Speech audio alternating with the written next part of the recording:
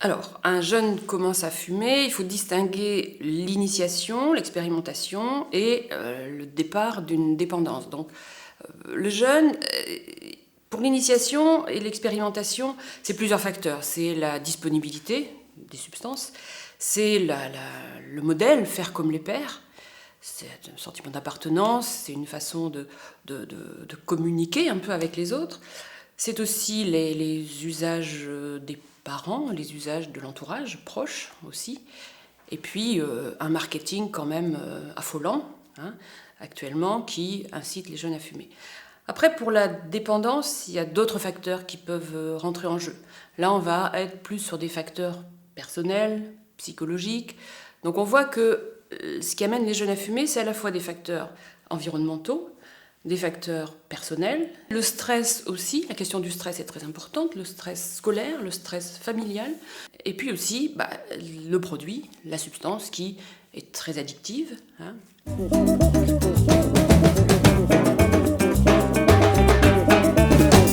Oui, il y a plus de risques, d'abord parce qu'il y a plus de risques de devenir dépendant à l'âge adulte, il ne faut pas oublier que la nicotine qui est un produit qui n'est pas dans son dosage dans les cigarettes le produit toxique. Il ne faut pas oublier que c'est la combustion qui est toxique, mais il n'empêche que le problème de la nicotine, c'est qu'elle rend dépendant, on en devient dépendant. Donc plus vous fumez jeune, plus vous êtes dépendant à l'âge adulte, plus vous avez de risques d'être dépendant à l'âge adulte.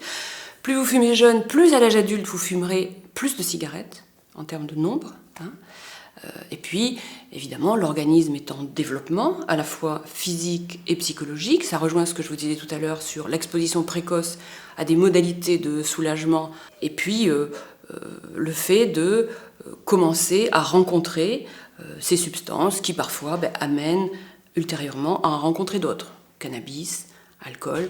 Dans les consultations jeunes consommateurs, où principalement on vient pour le cannabis et l'alcool, 80% des jeunes fument du tabac, ont commencé par fumer du tabac.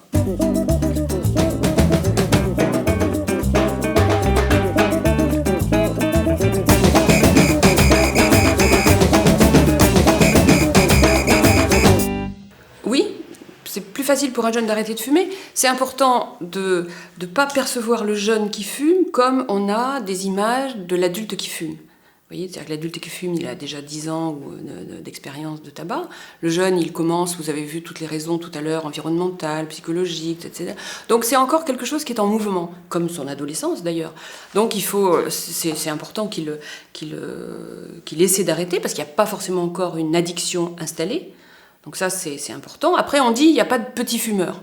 Donc, il n'y a pas de petits fumeurs, mais quand même, quand il n'y a pas une installation, des rituels très, très organisés autour du tabac, quand il n'y a pas tout ça, c'est encore beaucoup plus facile d'arrêter.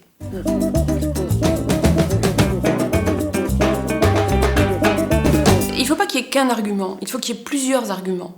Il faut qu'il y ait l'argument de la manipulation, il faut qu'il y ait l'argument des possibilités thérapeutiques, l'argument de la santé, mais pas la santé pour la santé dans 15 ans, c'est la santé immédiate. C'est l'haleine, le sport, la respiration, le souffle, des choses comme ça qu'ils vont pouvoir expérimenter tout de suite. Un jeune, s'il consomme des substances, c'est son rapport à l'immédiateté, c'est qu'il a envie d'avoir une réponse immédiate. On est dans une société de l'immédiateté, donc on n'aime pas attendre. Quand on est sur Internet, tout ça, on aime que ça réponde tout de suite. Avec les produits, ce qui est efficace dans les produits, c'est que ça répond tout de suite. Donc il ne faut pas leur dire, vous allez avoir un cancer dans 50 ans, parce que ça ne leur parle pas. Mais ce qui va leur parler, c'est aussi la question par rapport à la sexualité aussi, par rapport à la circulation sanguine, par rapport... il faut aller jusque-là, jusqu'aux questions de peut-être même des réactions chez les hommes, des choses comme ça qui peuvent aussi être impactées par des grosses dépendances au tabac.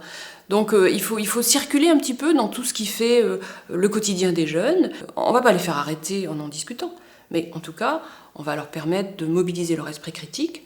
Et donc, l'esprit critique, c'est un facteur de protection à toutes les tentations ultérieures.